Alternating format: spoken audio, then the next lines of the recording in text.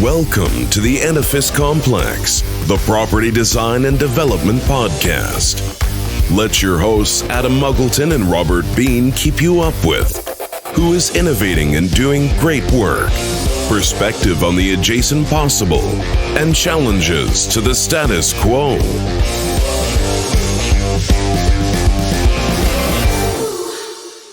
Welcome to the Edifice Complex. I'm Robert Bean, your co-host and unofficial mediator, here with my colleague, official agitator, heavy emphasis on agitator, Brandon Yoda, most everything to do with buildings. Hello, Mr. Adam Muggleton. Sir, hello Yoda. there. Right.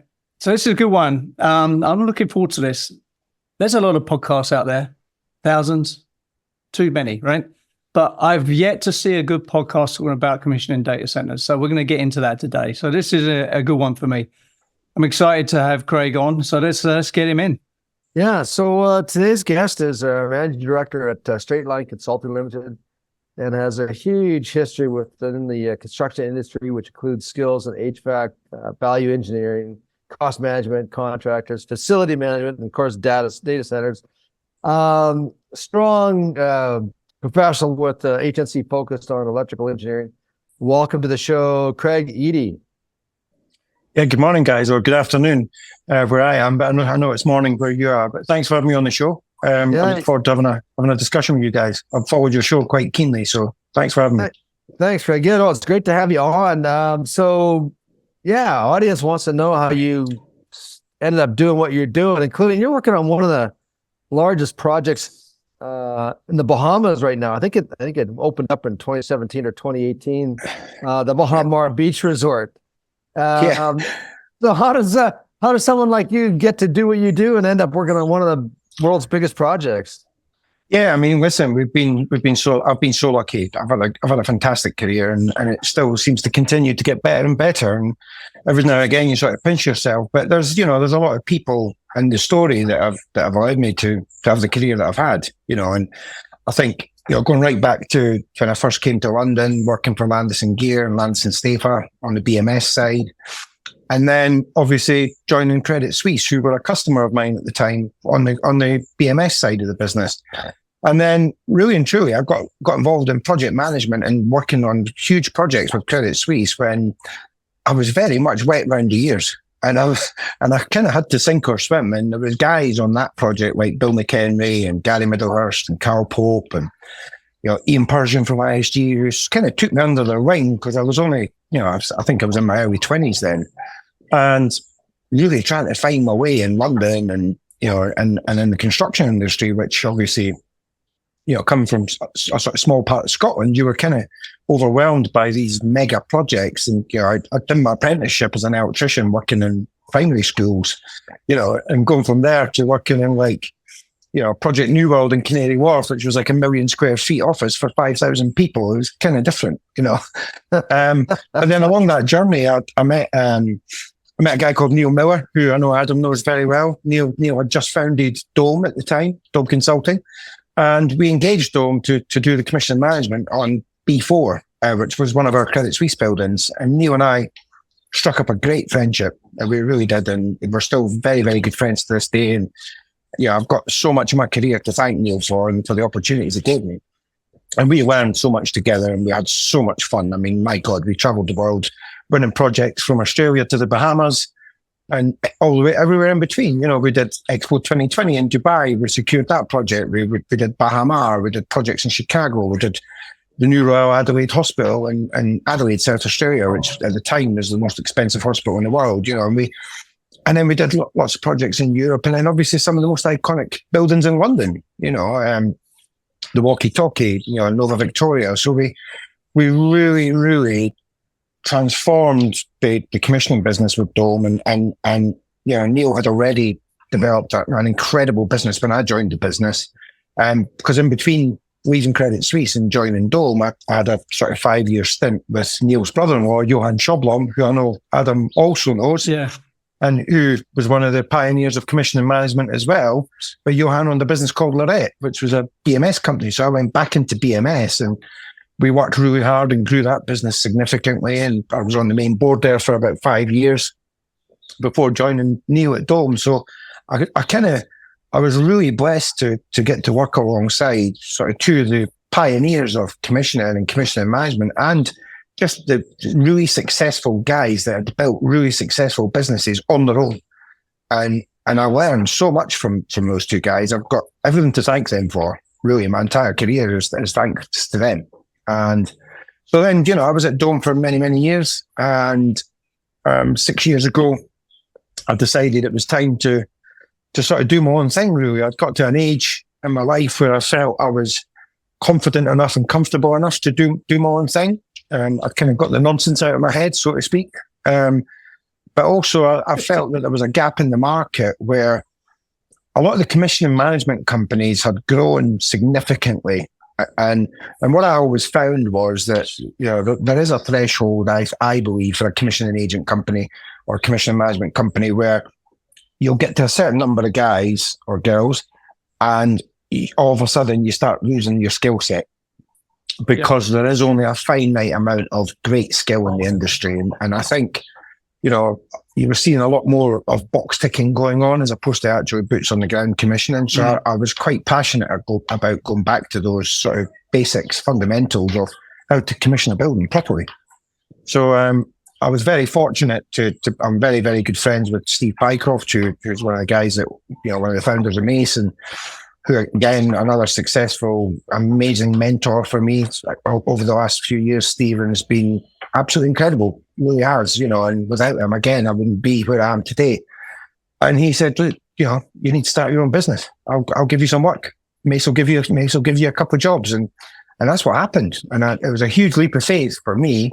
But I knew we could do it, and I knew it could be successful. And I knew that I just had to hold my nerve and realize that, the success would come, but you have to walk before you run. Of course, then I started the business, and a year into the business, when we'd grown from like 0 to, I think we had about 5 guys in the first year.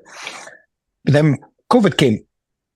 And, but at the same time, I got a knock on the door, but 6 months before that, from a large data center company to say, look, we want to get you on a framework and we want you to build data centers for us all over Europe. So we got on this framework, and all of a sudden we're picking up projects in Paris and Milan and Hamburg. And then COVID comes along. And I remember sitting in the office at the time thinking, oh my God, what am I going to do? And all the guys that worked for us then were phoning up saying, Craig, how are we going to get to France next week? And the borders are getting shut, and the rules were changing. Every 5 minutes, the rules changed, and we were having to get special dispensation because we were critical workers in the data center space. And we were going to get letters from the French government and letters from the British government. And honestly, it was like how, and of course, at the time, if I reflect on it, I was having to be super positive to all our team on Teams calls and saying, yeah, everything's going to be okay. Whereas inside I'm going, I have no idea what's going to happen here. Like this could all implode on me tomorrow, and it didn't. We actually doubled in size every year during COVID. And by the end of COVID, we were doing like 4 million in revenue and had like 30 guys traveling back and forward to France and Italy every week during COVID. But I mean, some of our team, the guys in Paris, they were there for 3 or 4 months without going home. Or we had guys up in Norway that did the same. And I actually went over myself and I was in Paris for, I think, 6 weeks with a team. I was a tea boy on site. I was literally, making them tea and getting their lunch and everything, so they could be out on site, getting the job done, So I think, it's been a challenge the last few years. But then all those team members that we had during that really tough time during COVID, they're all still with us, all of those guys. And we've been so lucky to have a really great team of people who are dedicated to the cause. They're quite a few of our guys, I think I've said on some other podcasts, come from an oil and gas background. So they're used to the travel part of the job, because one thing's for sure, that the data center space in Europe, and I guess it's the same in North America, it involves a lot of travel. Yep. And it takes a certain mindset to be able to do that. It's a certain type of worker that's prepared to get on a plane at 4 o'clock on a Monday morning, get home at 10 o'clock on a Friday night, and be away from their wives and kids or their husbands and stuff for the week. Yeah. we're really blessed to have a team of guys, but the logistics of resolving all of this, the travel that needs to be booked every week, the apartments, the taxis, the expenses. I mean, the logistics is crazy. It's crazy. I mean, we book something like 80 flights a month. We book over 100 hotel rooms a month. You know, we've got all these guys. I think we do something like 3,000 credit card transactions per month. Just, you know, so it's like, so the team back in the office in the UK, they've got their work cut out just reconciling all of this to then back charge it to the right customers. And so, yeah, it's a challenge, but I'll tell you what, it's worth it. We get to work with some amazing people all over Europe. We get to see and deliver amazing projects that connect the world, which is what I really like about the whole data center space. Is it's only getting bigger and better. AI we're seeing is transforming it completely now. Interestingly, the commissioning process is staying the same to a point, but we are seeing a huge amount of standardization where we've worked very, very hard with our biggest customer. And people who know me know who that is, but I can't say because I'm under NDA, but people who know me know who it is. And we've worked so hard with them to standardize, to have a global standard. Now, there is no such thing as a global standard. We all know that. And the amount of people that sit and bang on about global standards it drives me insane. But what we can achieve is 80-20. So you have an 80% standard of this is how you do a level 3 on a UPS system. This is how you do a level 3 on a PDU, for example. And that really doesn't change, Adam, you know that yourself. Yeah. But the 20% can be localized to local regulations, local testing that needs to take place. For example, in France, they don't do dead testing on cables. I mean, I remember that being a huge argument right at the start. Our guys are going, you can't not dead test cables. And we're going, but they just don't do it in France. So we're like, well, okay, well, we're just going to have to accept that and get on with it. You know, it's just something they don't do. It took a lot of time to get their head around it. But so I think what we're finding now is we've got this global library of test scripts that we can test and commission anything, and we can build our software and our commissioning platforms very, very quickly at the start of the job. Now, taking that a step further, I'm a huge advocate that all of this data should be in the public domain. So, you know, other commissioning companies that you know, Adam, and we know, I'm kind of like, right, if I've got a really good test script for a Stokes crack unit, why would I not share that with one of my competitors if it means that they can be more efficient and make more money? And why would they not want to do the same? And I'm starting to get a little bit vocal on this, and it definitely gets mixed views and opinions, but why not? You know, and I think at the end of the day, what I think we've got to remember, and I think a lot of the commissioning agents out there are very protective over, if your customer pays you to write a test script for an air handling unit, it's their test script. It's not yours anyway. Yeah. But everyone's so protective over, this is our test script. We wrote this commissioning plan. I mean, Jesus, you know, I bet you could go to almost every commissioning plan on the planet, and if you unhide the word where it was actually created in the first place, it either came from Comtech or CML. Yeah. And these documents have evolved, or Kevin Deneen probably wrote it. You know, these documents have evolved over the last 30 years. Yeah. But somewhere along the lines, there was probably about half a dozen people in the UK that actually created them in the first place. You know. Do you know what? You're absolutely right. There are so many things to unpack there. First things first, I want to give you a shout out for mentioning Landis and Gear. Yeah. Do you remember Landis and Gear, Stafer Controls? These are like icons of the 80s and 70s, right? Totally. Yeah. Well, I remember I joined Landis and Gear in about 1995, I think it was. And I remember they had an office in Cumbernauld in Glasgow, and they were merging with Stafer.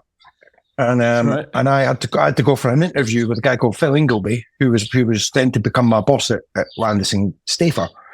And there was a guy in Glasgow that did the same job as me for Stafer, and there was me at Landis and Gear. And I was like, I think I was 20. I was the youngest salesperson they ever employed, ever, you know. And the guy I was up against was like in his 40s and really experienced and everything. And I'm thinking, there's no way I'm down the road here. You know, I'm not going to keep my job. And I managed to convince Phil Ingleby, who saw something in me from the sales side, and thought, yeah, I'm going to keep this guy. And they kept me.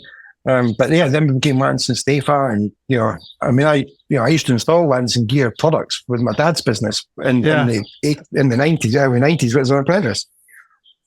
That's interesting. Yeah, that's RVL 55 controllers. Do you remember those optimizer compensators? Yeah. God, I remember that. I used to be a big fan of Stafer controls. Stafer Klima. Well, my uncle worked for Stafer for many years. Yeah. That's Swiss, right? That was a great memory of. But so one of my favorite memories of you is when we were both speaking at the BCA conference, I think, 2 years ago. Oh yeah, in Florida. That's right. So you stood up. So I came into yours, and I'm sitting there. So it was you and the Mad Russian. Yeah, that's right, with Alex. And you stood up and said, "I think everybody should share test scripts." And the wave of disapproval that went through that room was fucking hilarious. Oh yeah, but why not disrupt it? It's I just don't get this. If we all worked a lot closer together, Adam, as businesses, and then we can all actually better serve our customers, and that then in turn gives our industry a better name. So it's a win-win in my opinion. But unfortunately, people are just so protective, especially. And it comes, I'm an engineer, but I'm not a nuts and bolts engineer like a lot of the guys in our industry. And I think it's a very much an engineering thing. Like, I wrote this, it's my baby, you can't touch it, Well, the people who are sorry, mate. Yeah, publishing houses are like that with papers too. They hold on to it, and then of course it's all for profit. And I'm trying to remember Terry Myers. What's her last name? Terry Myers, and she was a professor at Waterloo University, and I remember taking a course from her, and she was talking about publishing and people hanging on to their papers and charging a fortune for them. She said, for God's sakes, we're trying to save the world. Share your information, make it free. It's look, the whole test script thing is fascinating. The people you identify as want to keep it, it's my IP. Is it even IP? It is IP actually, but those are the people who are not confident. Yeah. Right? The people who want to share and raise the bar, those are the confident, A players. You're talking about B players and C players there. We go, oh, no, it's mine. And it's my secret sauce. So, you know who you are if you're listening to this. If you're an A or B player, right? Yeah. Yeah, exactly. And I mean, I think, the only way the industry is going to move forward, and listen, it's a cutthroat industry out there just now. We're all, margins are getting eroded because rates are going up, and the rates we can charge our customers are kind of staying the same to a point. So, if we all want to actually make a little bit more money and make our lives a little bit easier, and let's work together. It's just, to me, it seems like a no-brainer. But, and I've had this conversation with a few people, and there's a few interested parties and a few companies that we speak to, and they say, yeah, why not?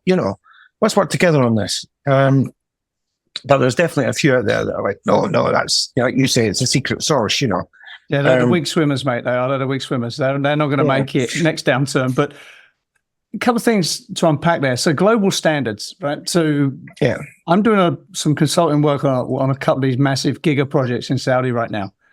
And, the problem there is even if you wanted to keep it in-house and proprietary, you can't. The jobs are at such a massive scale, it boggles the mind. Shared.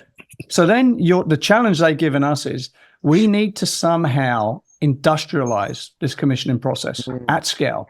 I tell you, mate, that's challenging. And it's sort of going around to where you are. We're talking about standardization. How do you push out certain things and keep certain things in? It's a really interesting problem to solve. Yeah, I think so. And I think, I've always said to our teams, and we've got a lot of really good standards within our business. Yeah. And I've always said to our teams, I should be able to pick up one of our commissioning managers in Paris and drop him down, almost like on a spaceship into Milan. And he can walk onto that site, log into the system, and go out on site and be commissioning within half an hour. Yeah. And he knows exactly what he's doing because it's exactly the same as over there. And the test scripts are all the same, and it's just the same, really. It's just It just happens to be in Italy and not France, or it could be in Norway or Germany. And I think, it's not that difficult to have those kind of standards, but it is when you try and do this on the gigawatt things in Saudi and stuff. And I've looked at some of these projects myself, and where you might end up saying, well, it's too big a project to give to one company, and they are. They are too big, How do you break that down? But do you have a So, for example, on large-scale BMS projects, you have like what you call a master systems integrator. Yes. Yeah. Well, why don't you have a master commissioning integrator? So you have one umbrella type role above there, and then and all of the commissioning agents report into this master integrator. And I think that's the way the industry is going to have to go with some of the size of these projects that we've got coming in, where the master integrator writes the specification, writes the scope, produces the test scripts, sets the job up, does the reporting. Very much along the lines of what Dome's role was like on Expo 2020, to be honest.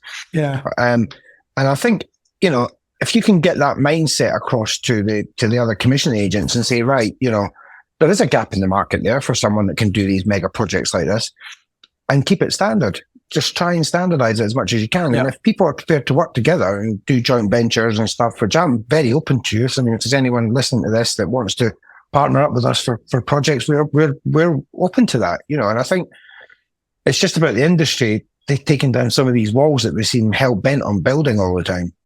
The Edifice Complex will continue in just a moment. Are you struggling with paperwork, spreadsheet overload, and project management? Then Blue Rhythm is the solution to help you.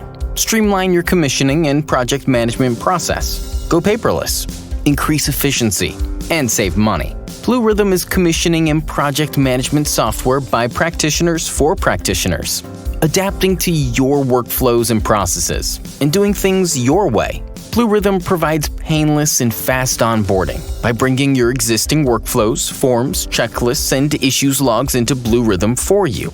You can use their pre-built templates to customize your commissioning workflows. And Blue Rhythm can fully handle the transition from your current software platform. Blue Rhythm is secure, scalable, and reliable, backed by amazing support, and accessible 24/7 on any Windows, iOS, or Android device. Why are you still using paper and hard-to-control spreadsheets? Start your free Blue Rhythm account today at bluerhythm.com. And now, back to the show. So let's talk about the on the standardization thing, because this is one of my sort of bet noirs, one of the things I sort of work on a lot.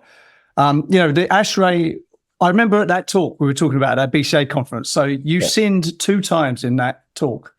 You sinned by saying we should share IP, and the wave of disapproval. I was the only one who clapped like a seal, and everyone went, woo. And then the next thing was like I lost my train of thought there. Damn it. This is what happens when you're 60 and your brain goes mushy, right? Yeah. Don't do that. Don't get off. A few years to go yet, mate. Don't worry. You're talking about 2 incidences in a seminar where... Yeah, 2 incidents. Where Craig got up and said, let's share this share. Yeah. Oh yeah, actually, right. So data centers, right? So you started talking about, well, because an American audience, right? You said, well, you're all using ASHRAE level 1, 2, 3, 4 to commission. And I all looked at you and went, no, we're not. And there's no such thing. Now, I've quoted those that levels like 0, 1, 2, 3, 4 on several jobs, and I've had the same pushback. So this is not an ASHRAE thing. And now I'm on the ASHRAE committees, on the commissioning committees, writing a couple of codes. That don't exist. So where did that come from? So the commissioning levels, I mean, it's funny, right? It's really interesting you say that. So I remember, because if you like back in the UK, we always had the ATP process, ATP 1 to 5, 1 to 4, and Dome were pioneers in that with their software platform.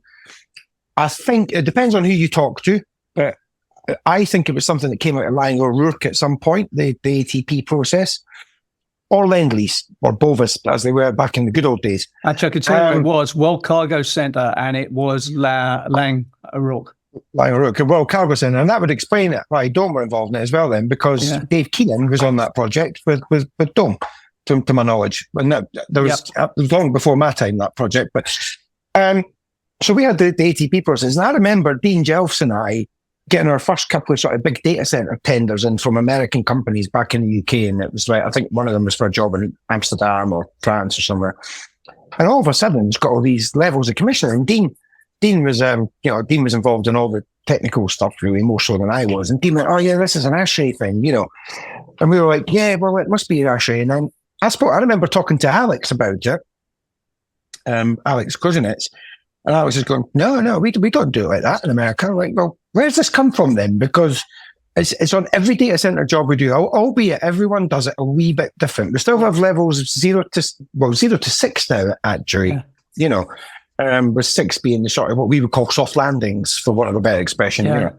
And it's on every single project. Sometimes the color of tags are a little bit different. I mean, now we're seeing level 2A and level 2B on tags, and everyone seems to want to change it just a little bit to make it a bit more like, their own. So different data. Microsoft might have a way of doing it, or Facebook or Google. But it's, I'd love to find out where it came from. Somebody out there listening must have made it up. Yeah, please. If anyone knows the real origin of that, let us know. My view is it came out one of the playbooks from one of the big data center players. Yeah. And it's a transfer from the process engineering industry, I think. Yes. Yeah. Yeah. Because, I mean, if I talk to my good friend John Humphreys about it, John will always say it's like a pharma type background.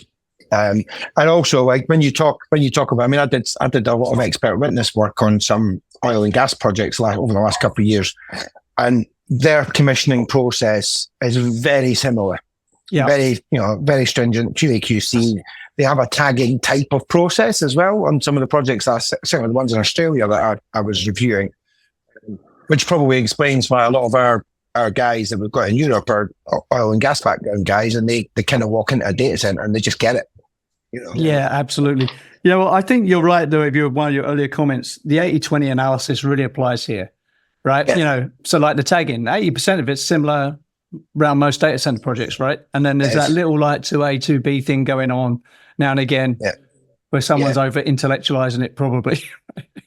Oh yeah, I mean that's the thing. I mean, we look at some of the playbooks that we get sent through in tender packs, and honestly, you read through it, and you must have read documents like this a million times as well, Adam. There's 100 pages of a document about a commissioning specification, and really and truly, it doesn't need to be more than 20. Correct. And it's it's because every single version of it, somebody's had to add their 2 pennies, which actually is already covered in the document anyway. Yeah.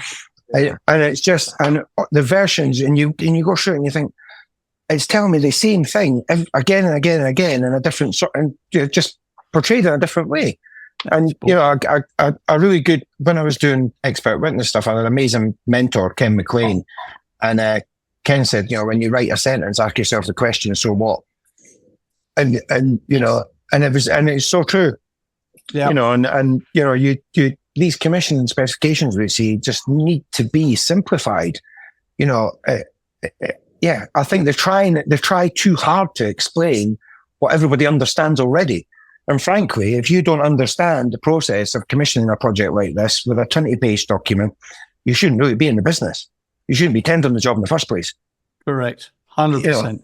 There's an inverse relationship between length of commissioning plans and specs and quality, right? Yeah. The more fat that binder is, the faster you should run away from that job. Yeah. And I mean, you see it.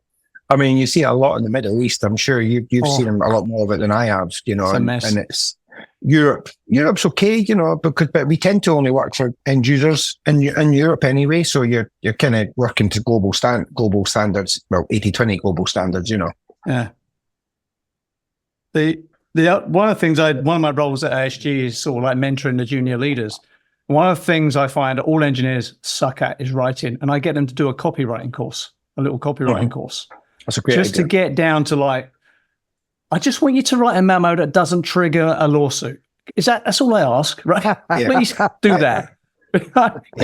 And ask a question or be concise. Don't give me 5 paragraphs when 2 sentences are due.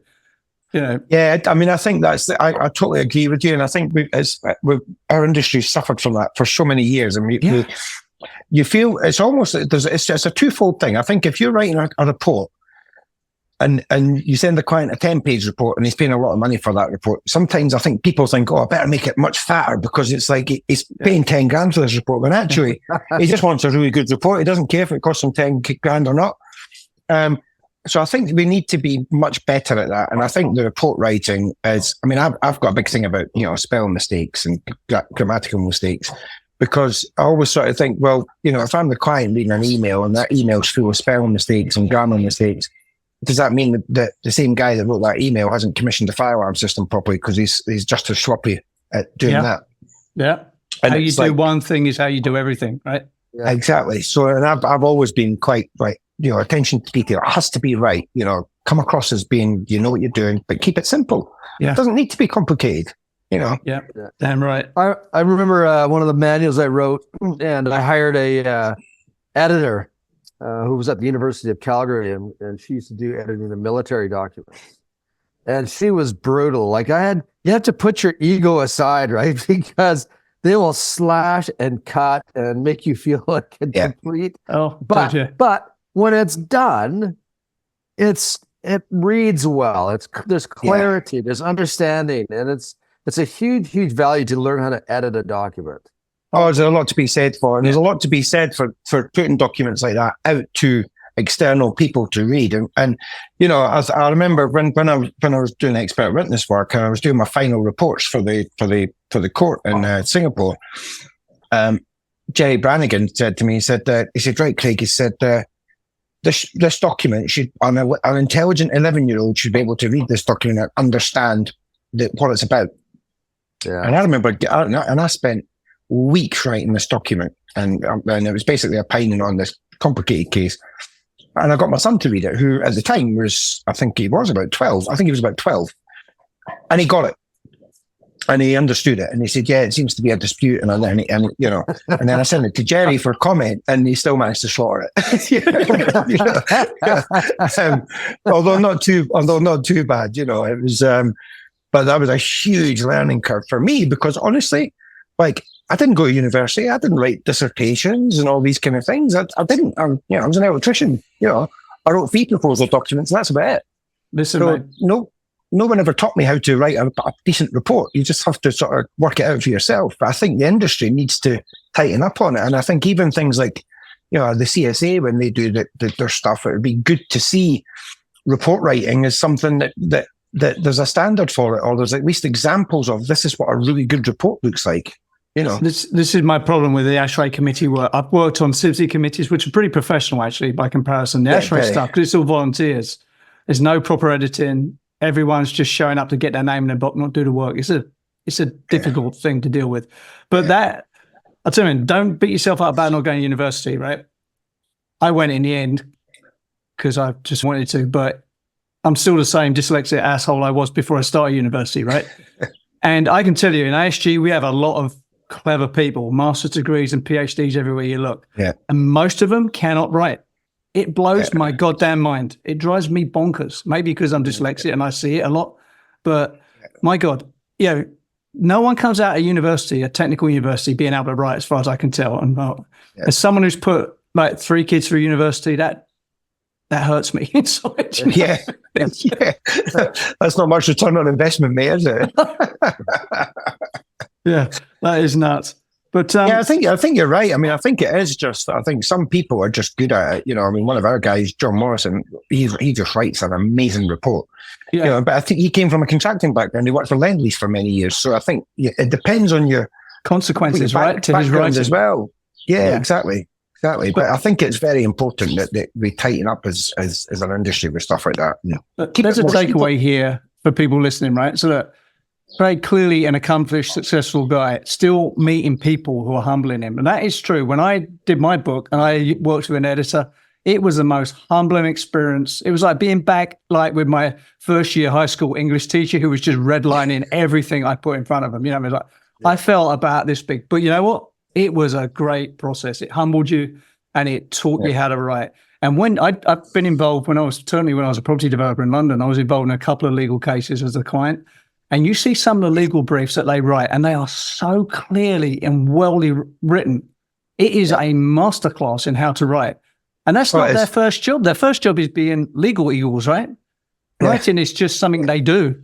And they are brilliant at it. And until you've been exposed to that, you've got to see it to understand it. Do you know what I mean? Oh, it's a whole other world. It's a whole other world. And I loved it. I mean, for me, it's like, it's one of my highlights of my career, actually, was doing that. And I still do the odd case here and there.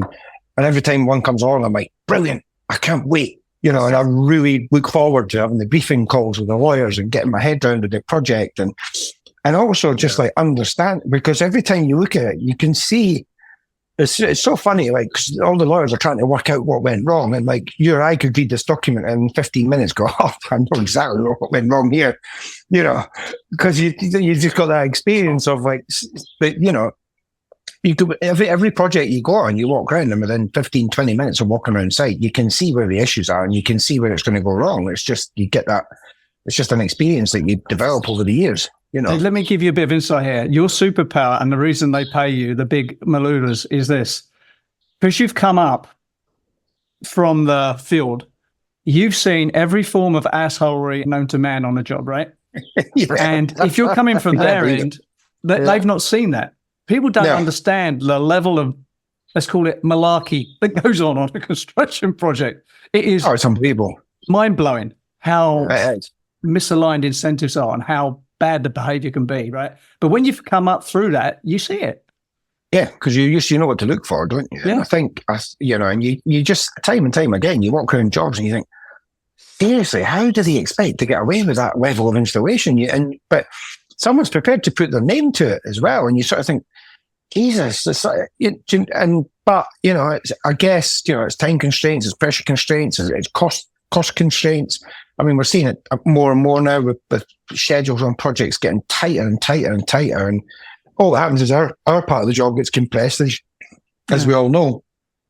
But the quality goes out the window sometimes. And when you're building, for example, data centers, we do a lot of super prime residential stuff as well. And you can't cut corners on stuff like this. When you're, I've had debates with clients saying, we have to test these residential apartments 100%.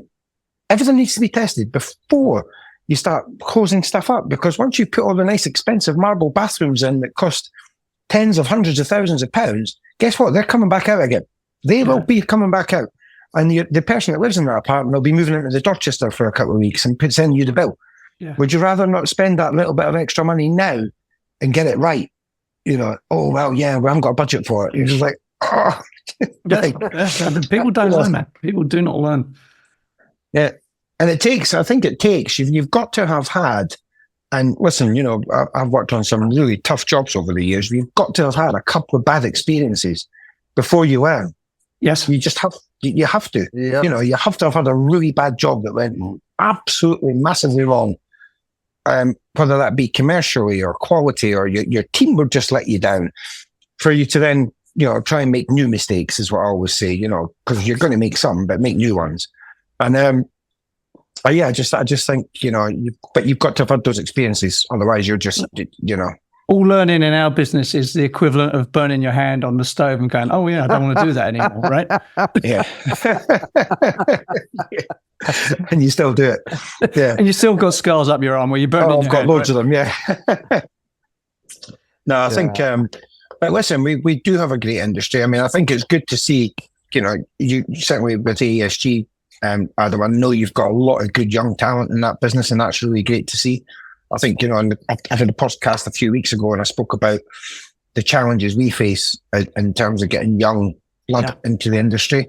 But there is a lot coming in now, and it's great. It's so great to see. But I just think with AI coming in now, and how also, not to mention how we adopt AI and the analytical data that we have now using the software platforms that we use. And I know you work very closely with one of their competitors. Listen, we all do pretty much the same thing. Yeah. So, but we've got this huge amount of data and knowledge that's available to us on how long it takes to do something. And if we can start aggregating that data and informing programs and schedules on projects at a much earlier stage, or actually being able to feed back to manufacturers and say, listen, we've done a bit of research, and on the last 20 projects we did with you across Europe, we keep getting the same problem with the commissioning. Can you review it? And actually starting to harness that data for the use of better progression in the industry, then I think we can all win then. And we've been talking to one of our big customers about it and how we aggregate data and how we mine for the information. But it all has to start with a common source as well. So, of course, when you start mining for data, trying to find information, unless everything has a common mnemonic, this is what a chiller is going to be called, this is what an avenue is going to be called, then again, we're sort of, pissing in the wind, for want of a better expression. And you're talking about data sovereignty here and data compliance and cleanliness, and that is something the industry sucks at, right? Everyone's got a different name for the same handling unit on the same job. Terrible. Yeah, terrible. Honestly, the anagrams that we use and like it drives me insane. And it's almost like every client says, right, what can we call this that nobody else has called it before? We want to call it something completely different. Let's call a PDU an egg. Well, why? Let's just call it a PDU because that's what everyone else calls. It's just like. But until we actually get some sort of standardization, I think that's where, Adam, people like Ashley and Sibsy and I mean, I know people have been trying to do it for years with the Kobe data files, for example, as well within BIM. But it needs to start happening for the industry to improve and be able to actually use the huge amount of data we've got available. But again, it goes back to my suggestion of everyone going a bit more open source. Maybe you and I should form a mastermind group here, because Sibsy ain't doing it, Ashley ain't doing it, and CSA ain't doing it. I've worked in all them organizations, and they ain't going to do this ever. Yeah. Right? Even if you gave them $1 million, it isn't going to happen. Yeah. But to me, it just seems so obvious. Yeah. It really does. Well, the world of clients benefits from it, and if they can see that the industry is trying to standardize. And then see the value of that and see how it simplifies processes, it makes it more effective and efficient, then the industry of commissioning starts to look like a star, which is what it is. Well, yeah, but I mean, you can also, if you take it to like the next level, so say when you're doing level 3 or level 4 commissioning on let's say a Liebert UPS or whatever brand of UPS system, and then if you were able to aggregate the data and say, right, here's the 3 sort of main UPS manufacturers in the industry, and here's how long it takes to commission XYZ model of equipment. Clients can then even start using what equipment selection they're making based on how long it takes to commission it or how easy it is to commission it. And I mean, it can transform schedules on projects, or to a point where you can actually be able to go, when a client, a GC issues a new schedule on a project, says, oh, we're going to be finished by this date, you can actually go back with the firm knowledge to demonstrate to them why it won't meet that date, because you've got the data and you can say, here's the evidence why you're wrong.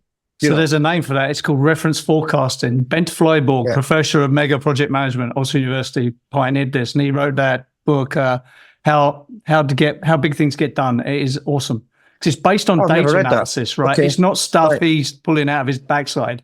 It's stuff he's like crunched data on. So it's hard to. I've noticed he doesn't get a lot of pushback on that book, right? Because it's data driven. Yeah. Right.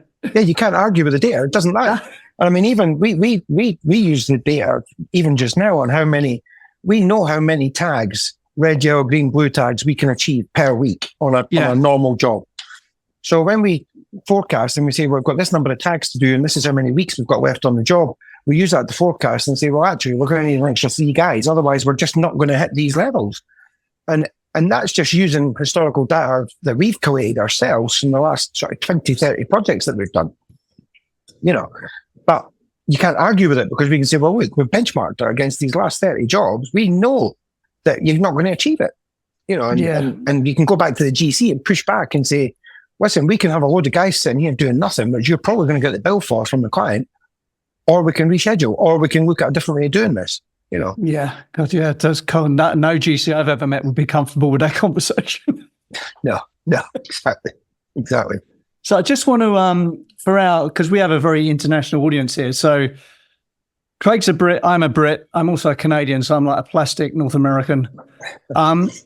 There is a phenomenon in the UK called commissioning management, which doesn't really travel well. It doesn't travel in North America because of the way the legal system is there, right? I worked in North America nearly 20 years. I couldn't give away commissioning management for free if I wanted to, right? And I've come to the conclusion it's the way contracts are structured and the litigious nature of North America, right?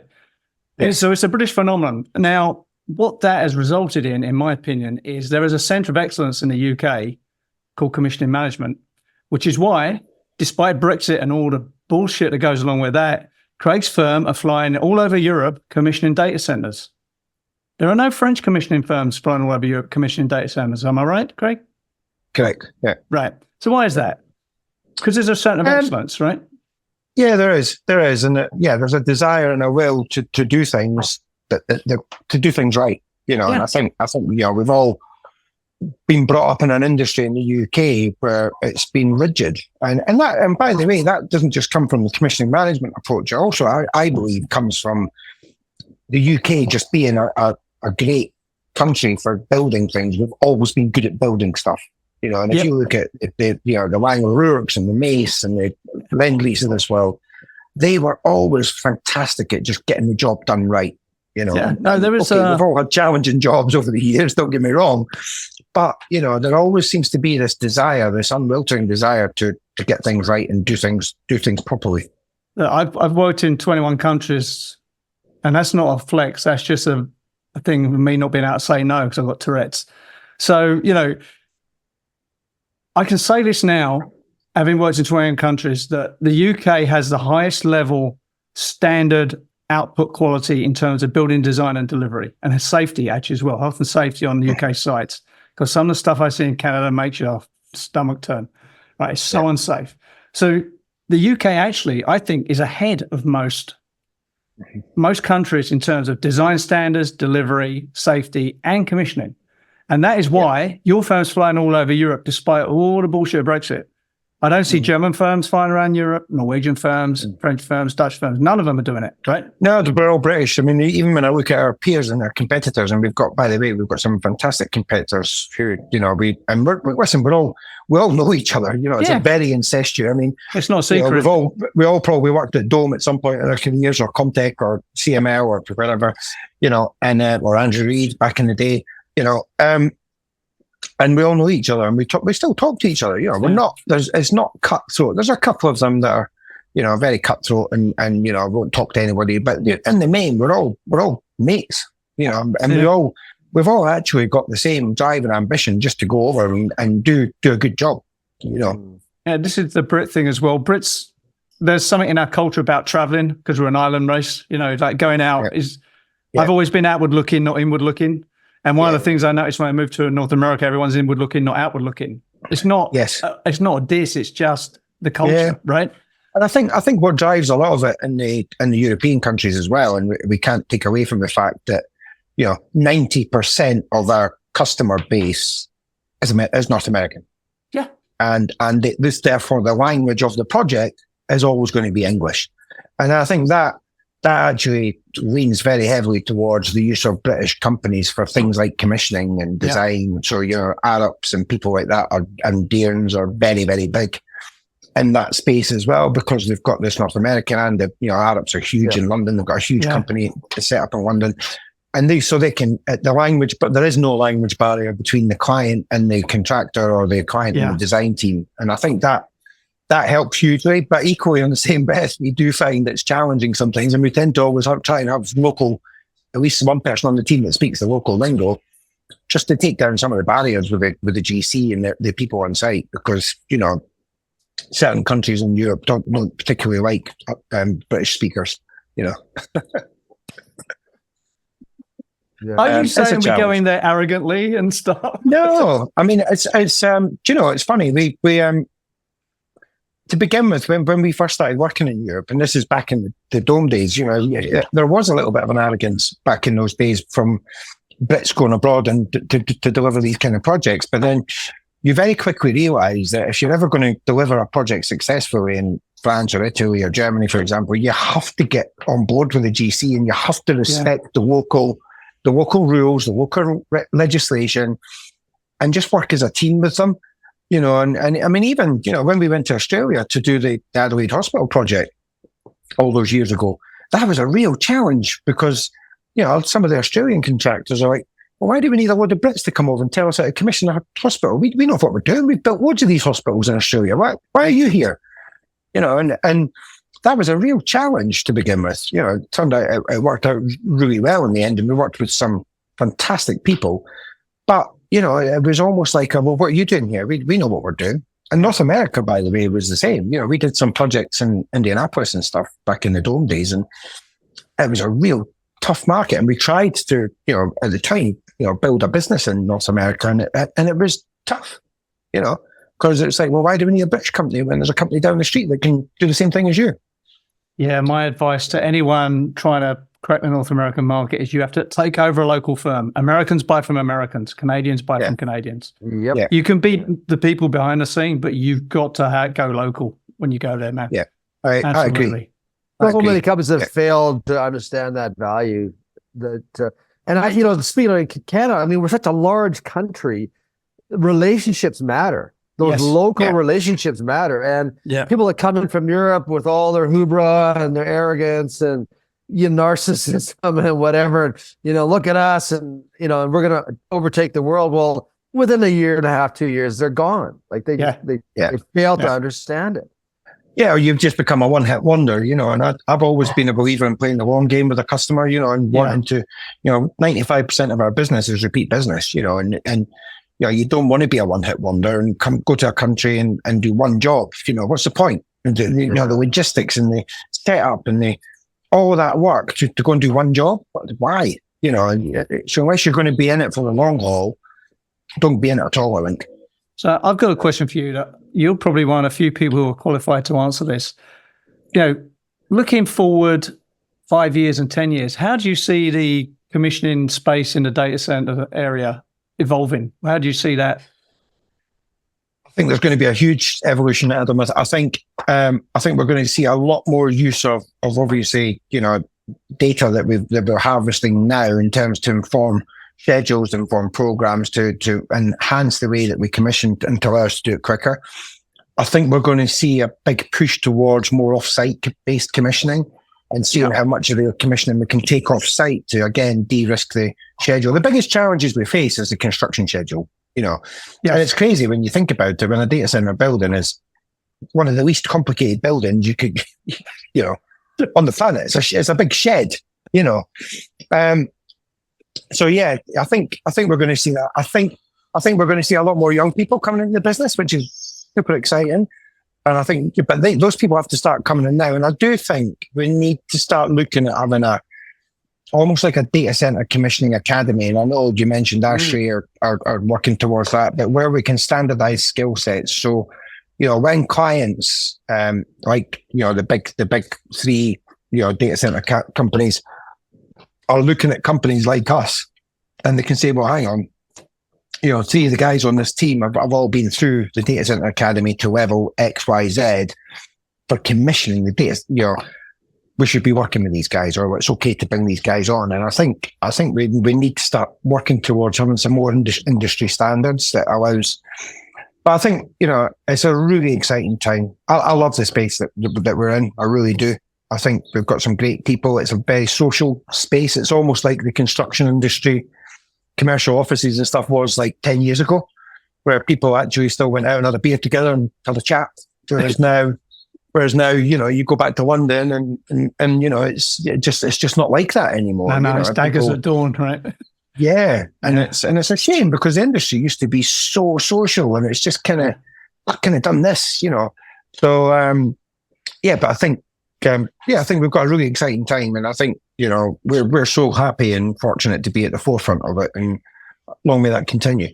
Look, we're coming up on time, so I'll make that my last question. But just one thought before Robert asks his last question: if you're serious about a data center commissioning academy, think on it.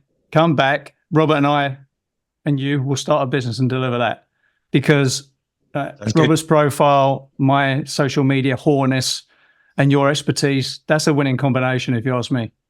So just put that in your head and think about it. Yeah, great. Robert, you got a final question? Yeah, I do.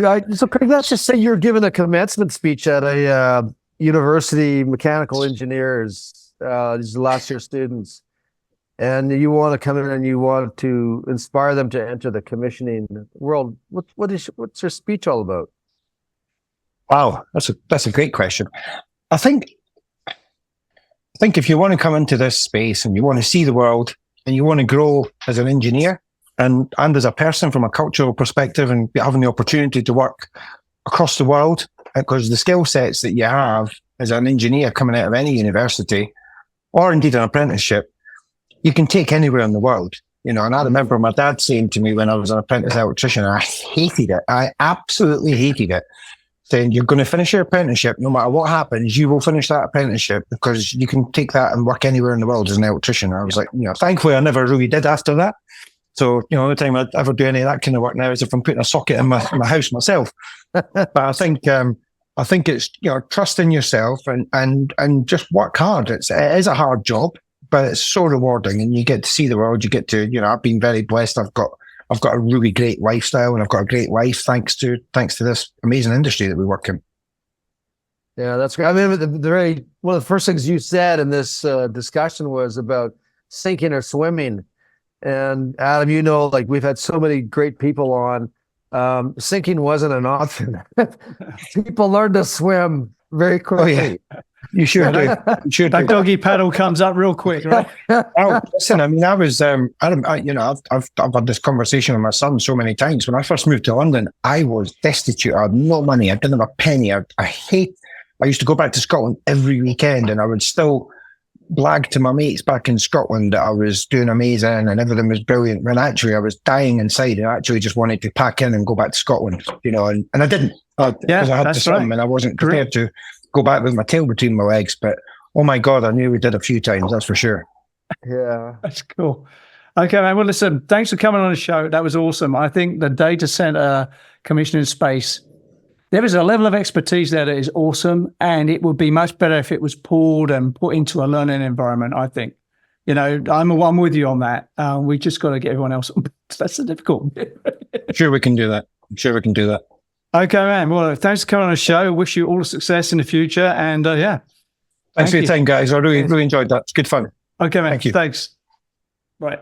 Don't go. Good. That was editor's signal. That was good. Thanks, guys. I really enjoyed that. The Edifice Complex will continue in just a moment. Are you passionate about the built environment? Do you want to learn from the industry's most inspiring, intelligent, and accomplished professionals? Then the companion to this podcast, Wisdom of the Property Crowd, is just the book for you.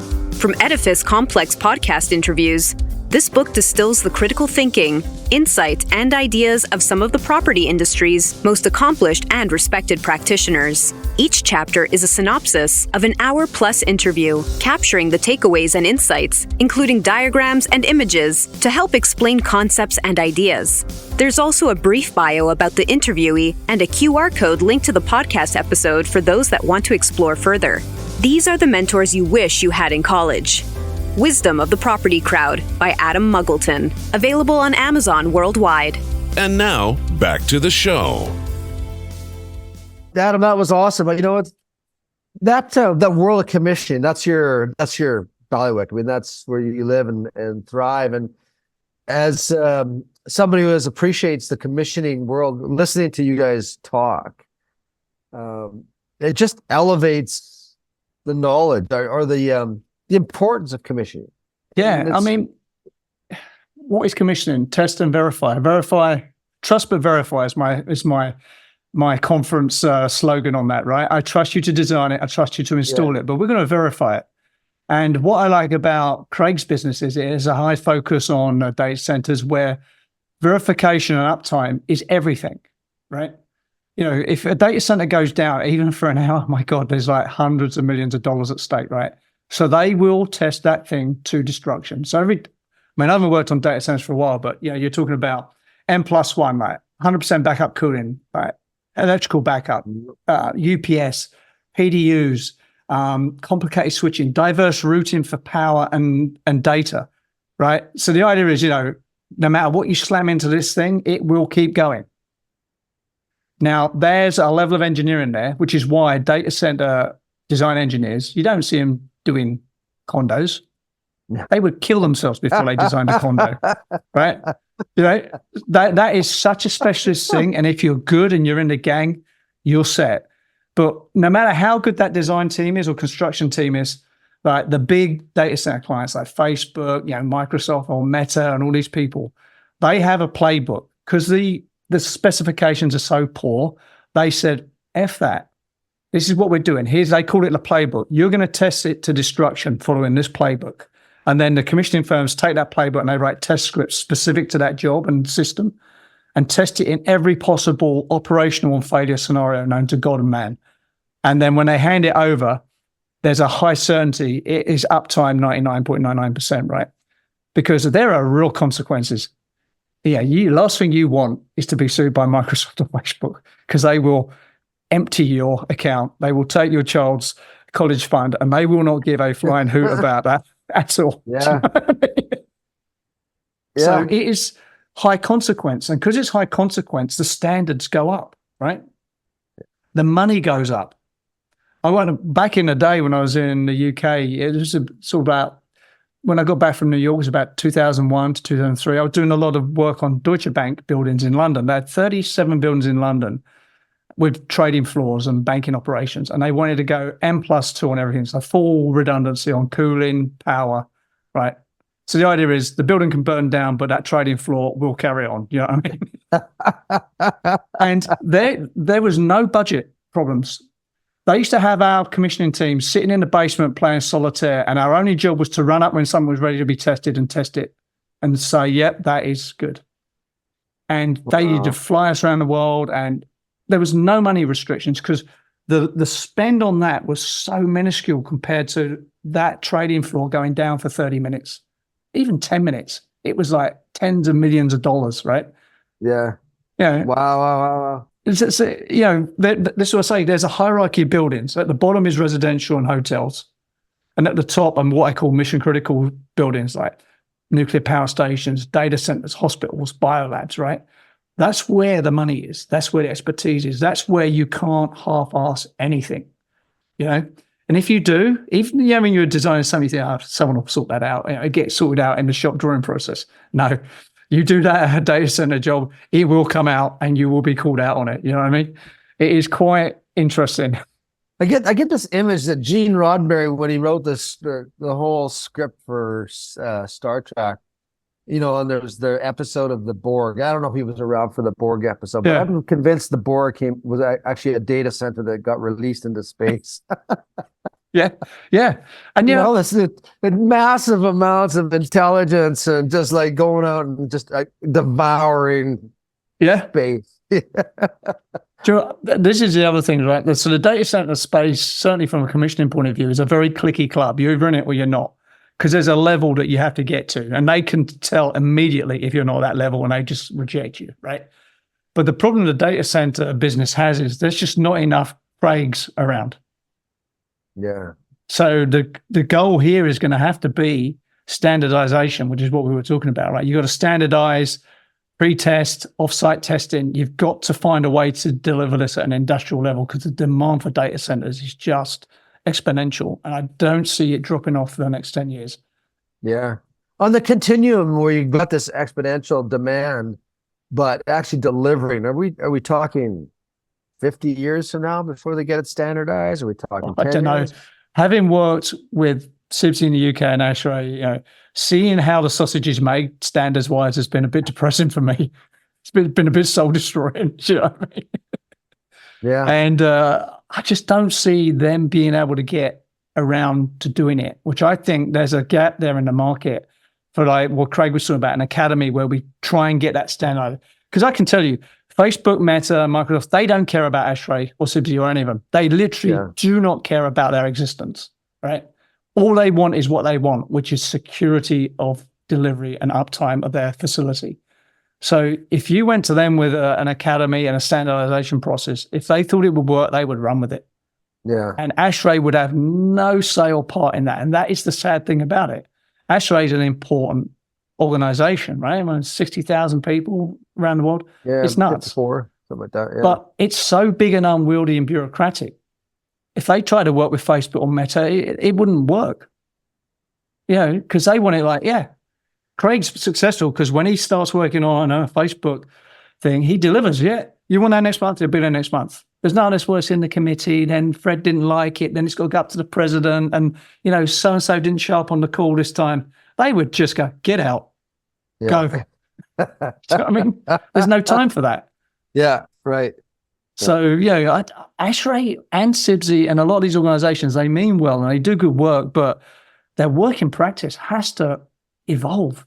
It's stuck in a 70s, 80s committee-like situation where too many egos, not enough leadership, not enough proper editing. That's just my take, right? I mean, most people will be sitting here on ASHRAE going, well, ASHRAE is awesome, That's good. I'm all right at that, if that's how you feel. But for me, I found it a little bit disappointing being on the inside now. Yeah, I mean, well, there's a whole bunch of things that are at play there. One, it's all volunteer work. Yes. So you're dealing with people's schedules and their ability to put time in. Yeah. And people are the unknown factor because things in people's lives change. So your document and the continuum on is always changing. It's always in a state of flux. Then you're also dealing with standards, and that have to be followed in order to get a standard, like an ASHRAE standard published, as you know, because you're going through that. Oh yeah, it's gone through a lot of work. It's a lot of work, and they have to be continually maintained. Yeah. So you're forever in a state of change all the time, and because you're dealing again going back to people's volunteer time, it's not the most fluid way to produce something in a world that requires instant gratification. Yeah, it's hard.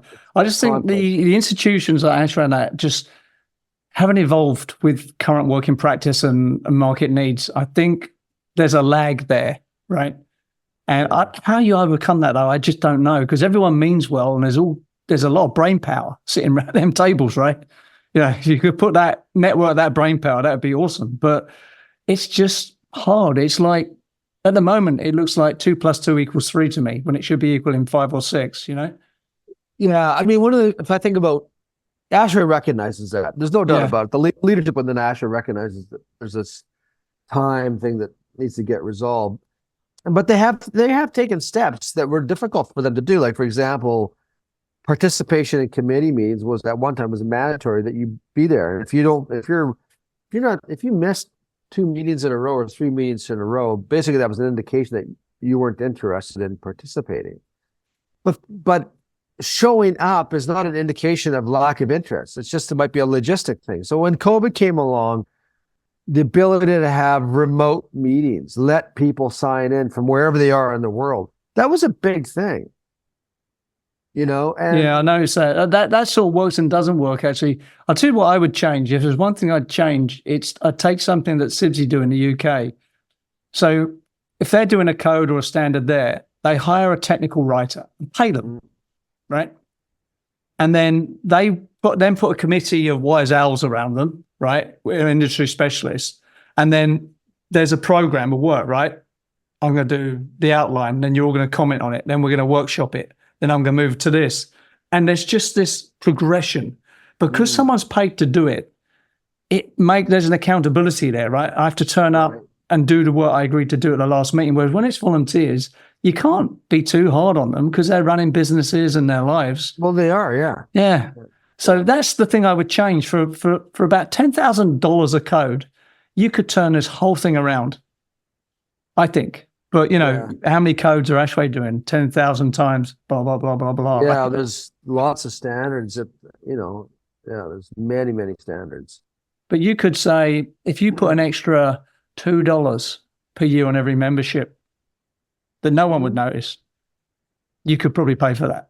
Yeah, that's a good point. But I'm not the president of ASHRAE, and it's extremely unlikely I will be. So this is probably not going to happen. Well, no, but actually you bring up a point, because maybe people don't understand this, but I mean, ASHRAE, it's a large organization, volunteer based, but our presidents change every year. Yes. We don't have and it represents, from the local levels up, you work your way up through the different stages, the secretary, treasurer, vice chair, vice presidents, they have like 4 vice presidents. At any given time, there's 4 vice presidents. 2 of them will go on. One of 2 will go on to be the president, and then of course they roll off, and then that president actually serves the incoming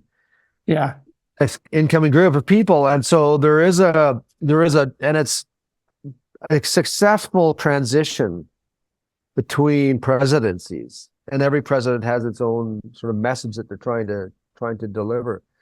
Does it have an executive V? Because the way other organizations do it, the president is like a figurehead and like the inspirational leader, but they have an executive director who is like the COO. Right? That's right. Yeah, they do. Yeah. And so, and that's a huge role. I mean, that's a big thing, right? And, but it's a machine.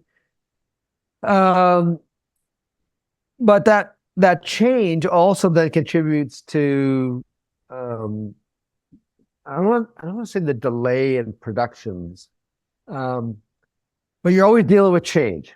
Yeah. So it's not like you can get in there and get it done. No, it's very hard. It's like walking through treacle, right? Yeah. So you're right, and members know it, and the leadership within ASHRAE know that we have a challenge there in terms of the time. Yeah. That we've been working on. And again, remember, the organization is over 100 years old. I mean, it's... Oh, yeah, no, it's got heft just for that alone, right? Yeah, it does. And it does. And when you think about, even in businesses, right, that where change occurs, it never occurs within the status quo. It occurs at the peripheral. Yeah. Right. And so how do you create the peripheral within an old organization that has the speed and the flexibility and the ability to get things done at a different pace?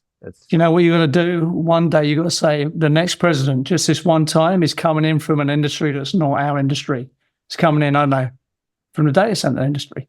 Like a non-exec, someone from Microsoft gets hired in, and their role over 2 years, it's like the Roman dictator for 6 months, fix everything, then go away. You come in for 2 years, rearrange this thing, then leave, right? It's interesting. And hand it back to the engineers. But again, that's a bit radical, right? Easy for me to say. Yeah, well, it's an interesting thing because, and certainly you would have to have, because again, like there's a hierarchy that comes through, right? And then all these individuals working their way through the ranks so that they become the president of the organization. Well, what you're talking about would require planning 7, 8 years, probably 10 years. I'm saying you keep that planning in, and then for 2 years you suspend that and just slot someone in to change everything. Well, I think what you have to do is you have to say, okay, well, you individuals, let's say there's a half a dozen individuals that have the ability to become president. You have to say to them, listen, in the year, whatever, 2030, 2032, where we want this to happen. And so your ambition to become president needs to be set aside. Yes. So that we can get this individual in, whoever that is, get them out, and then then we carry on. So, but there was a blip where someone who thought they were going to have that status is not going to have it, right? Yeah. Yeah. Anyway, I don't know. It's just something's got to move the needle here, because when you have big clients like Microsoft and Meta ignoring you, which is what they're basically doing right now, that there's a message there, right? Well, yeah. Right. So, that's the reality of life. The market doesn't care about your feelings. Money doesn't care about your feelings. If you're not providing a solution, they will go somewhere else, right? Yeah. Yeah. That's probably somewhere we should wrap up on that. Well, what they do is they create their own world, and you either get invited to come in or you don't. Yeah, that's right. You're either in the gang or you're not, right? Yeah. That's the thing. But anyway, interesting thoughts here. It's good to be old and reflective and making big decisions that you don't have to deliver, right? Absolutely. That's what the podcast is all about. Yeah, absolutely. Okay, man. I'll see you on the next one. All right, Adam. Cheers, man. Cheers. Bye. You've been listening to the Edifice Complex podcast with Adam Muggleton and Robert Bean. To access show notes for this episode, visit edificeComplexPodcast.com. If you have enjoyed this podcast, please leave us a review on iTunes. See you next time.